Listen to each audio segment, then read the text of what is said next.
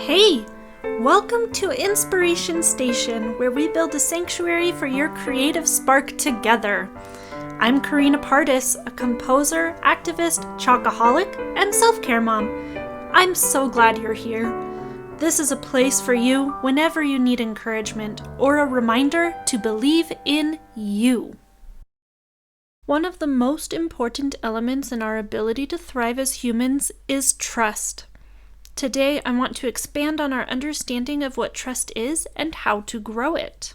The dictionary definition of trust is a firm belief in the reliability, truth, ability, or strength of someone or something. We all have a cultural understanding of trust, but it's so big it's hard to pinpoint sometimes. When you hear someone say, "I trust you," or "I can't trust you," we know what that means inherently, but to explain to someone why you trust them or why you don't trust them is sometimes really difficult. Brene Brown, a shame, vulnerability, and leadership researcher, has outlined what she calls the anatomy of trust, or the basic pieces that create this whole concept of what trust is. She has an amazing video that describes it. The link is in the description. And I highly recommend that you watch it. It is something that I watch frequently because there's always more that we can understand and learn with something that is so critical to the way that we interact with ourselves and with the world around us. The acronym that she has for this anatomy of trust is BRAVING, BRAVING. It goes boundaries, reliability, accountability, vault. The vault is the concept that the stories of others are theirs. They are not ours to share without their permission.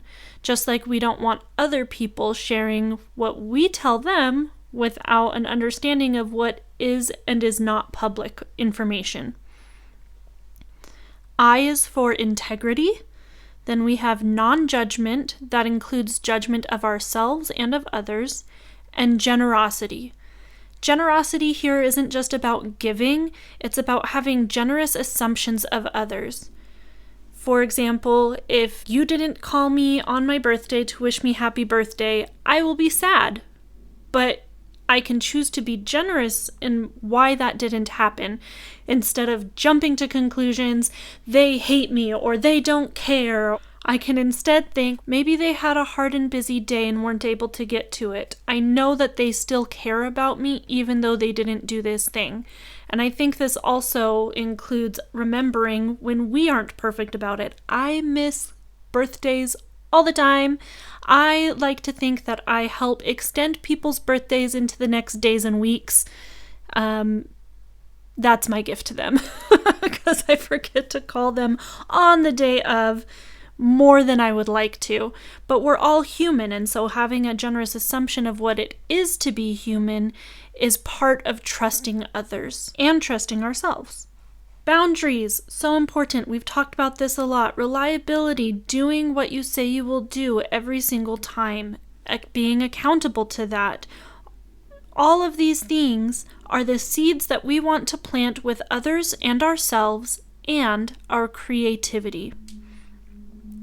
Roald Dahl, a children's author, said, "The tallest oak in the forest was once just a little nut who held its ground." I love the idea of us holding our ground in our creativity and the relationships that we're creating in the world. So how do we plant these seeds? First, we plant them one at a time. Engaging in self-reflection to see which seeds we are missing, if we are missing the boundaries in our life, if we are missing non-judgment in our life, that's an important step, but then it's extremely difficult to all of a sudden just say, okay, now I have boundaries and non-judgment, yay, go me. It takes a lot of effort and time to plant these and grow these and practice these and have them become a natural part of our life. Which even when they become that part of our life, it still takes effort to maintain it. So doing it one at a time, giving yourself grace to know, right now I'm focusing on boundaries. Or right now, I'm focusing on generous assumptions. Whatever you feel is most important to help get you to the point where you can build other things, or whichever one is most critical to the work that you're currently doing, focus on that. Plant one seed at a time. And then we want to plant these seeds with help. You don't need to do this alone. Think about who is your support circle. Who are the people that can help strengthen what it is that you are growing? And it's very important to remember your own roots. You already have them. You already have everything that you need in order to develop trust in yourself first, in others, and in your creative process, in that creative spark that can never go out. You don't need to look outside of yourself for all of the answers. That can be helpful, supportive information. I love learning. I love looking at others' perspectives and at new things that I haven't seen before, inspiration, all of those things. But none of them can replace what I already have inside of me. So remembering your roots is extremely important. And then we also need to plant these seeds through adversity. Things are not always going to be easy. When you have a sapling tree, wind strengthens the tree. Adversity strengthens it. So in nature, when you have a little baby tree, if there's windy conditions or stormy conditions, it actually trains the tree to strengthen its roots to go deeper and strengthen its trunk so that it kind of twists and becomes a tighter unit, so that still flexible is not as easily breakable. Adverse conditions teach the tree what to prepare for. When trees go through this at a younger age, when they are bigger and storms come, they are stronger and less likely to fall over. If you have a tree that didn't have that, the first storm that comes when it is an adult tree, it topples over, roots and all. Even though adversity sucks, it's not fun, it's really, really hard, recognizing that seeds are still plantable in those moments and often are stronger because of it can be a message of hope. And again, you're not planting these seeds alone, especially when times are hard. But that means that you have to ask for help, and we're going to be talking about that in a few episodes.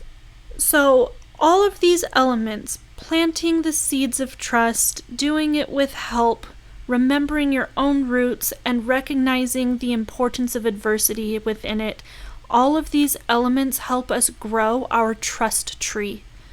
Our trust tree is something that we can rely on when times are hard. It helps us return to our values, to know what's important so that we can act within that and trust ourselves to know that we will act in that way no matter what comes up. Our trust tree also helps us know who's allowed in those nitty-gritty vulnerable moments that we have. Who is it that won't tear down your tree? You can have lots of people outside of that, right? Maybe they're allowed in your garden, maybe they're allowed outside the fence. Everybody has their place, but the trust tree is sacred. It's something important and connected to you and your soul and your purpose. And so being able to recognize what that means and who is allowed there is a very important element to the way that we connect and thrive as humans. Carl Jung, the psychiatrist, said, "No tree, it is said, can grow to heaven unless its roots reach down to hell." We need to integrate every single dot, every single part of our tree, of our humanity, of our creative process, all of our experiences, all of that.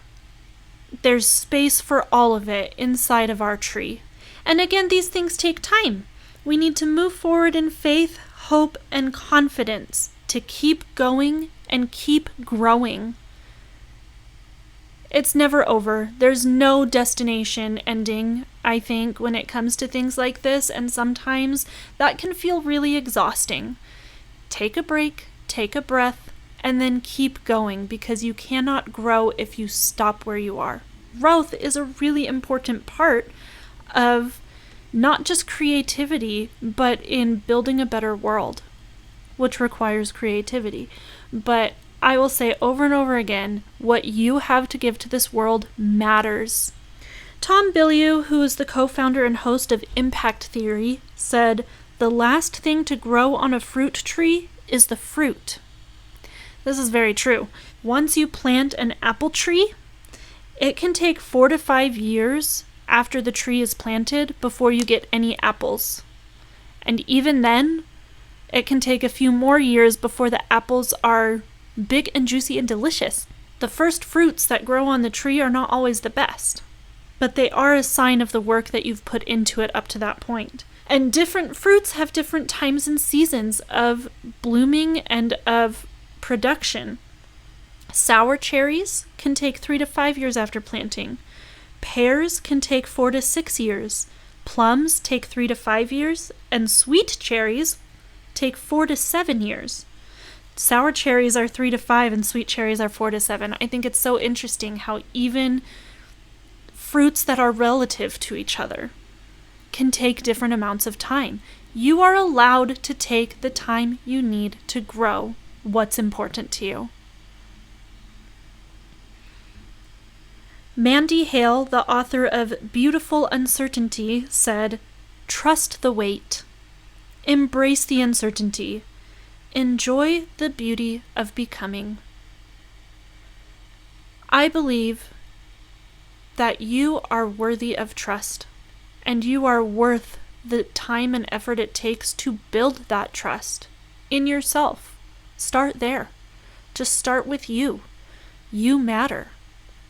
And when you start with you, you'll be able to then have a greater trust in your ability to create. Trust that creative spark that lives in you and can never go out.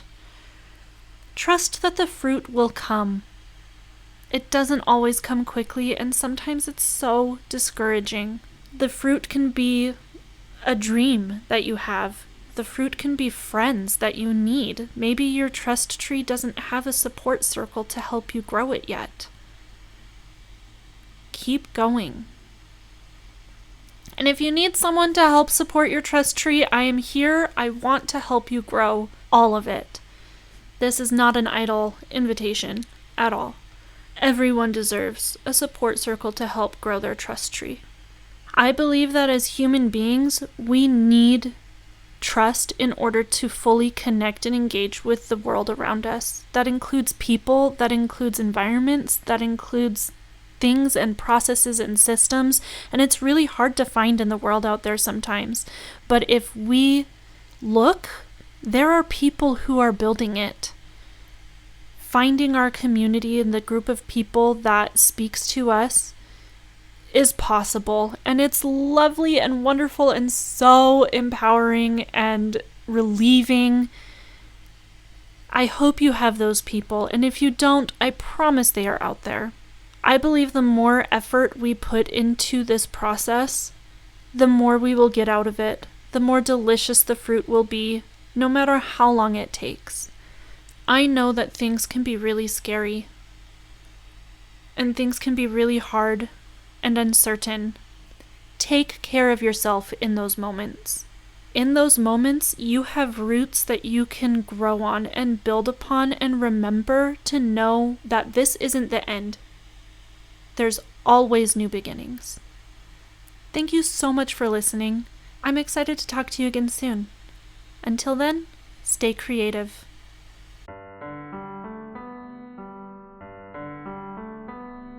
Here in this moment with human needs and growing dreams, there's so much out there in the world.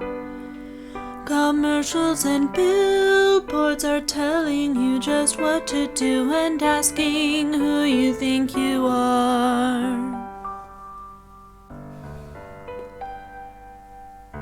Which voice will you listen to?